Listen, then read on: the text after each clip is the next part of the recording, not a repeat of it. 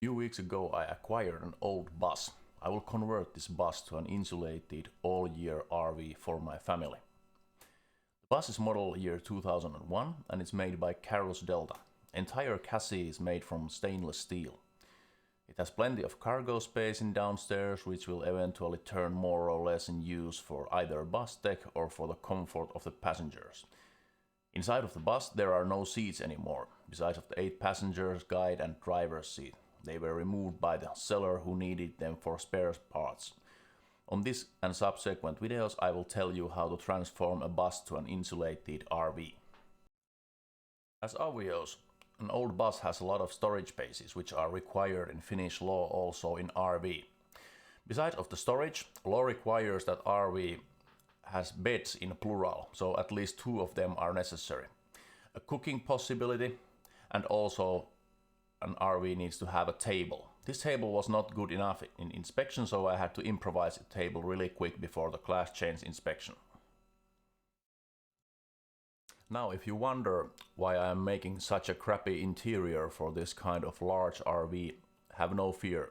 This is just a temporary solution in order to have my driver license to fit for driving this thing. I don't have a bus driver's license, so I had to change it to an RV legally, and the equipment you just saw were the bare minimum required by the Finnish law to have in RV, so they are removed immediately.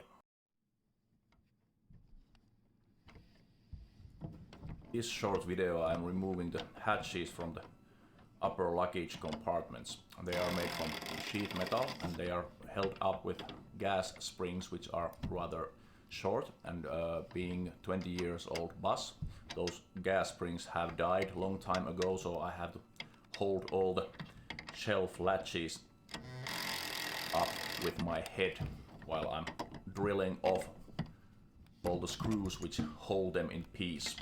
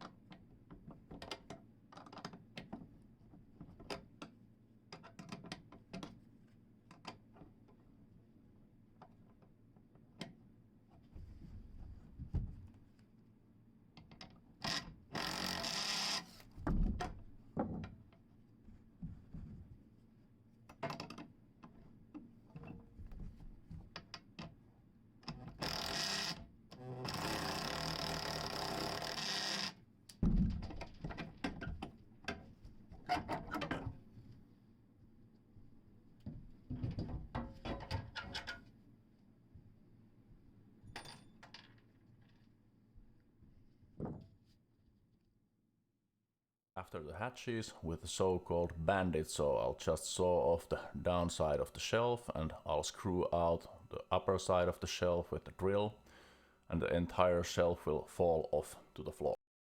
One of the best features in Carrus buses is the electrical compartment. Unlike others, it's located directly above the driver's seat. All fuses include indicator lights which shows that the fuse has been blown. With the vehicle comes a 70-page manual which documents all the electrical components. The vehicle is equipped with the spare wires which are scattered around the vehicle, so if any of the wires fail or owner wants to install auxiliary devices or electrics, the interior removals are not necessary. Next, I'll try to find out the software version of the control boxes for the line signs. Unfortunately, this manufacturer has ceased to exist for a long time ago, so I can't find any help from the manufacturer anymore. After removing the shelves from the roof, it's time to remove the electrical components, which include Carrus 4-channel audio radio system and also light and air conditioning switches and the auxiliary USB switches which have been installed aftermarket in this vehicle.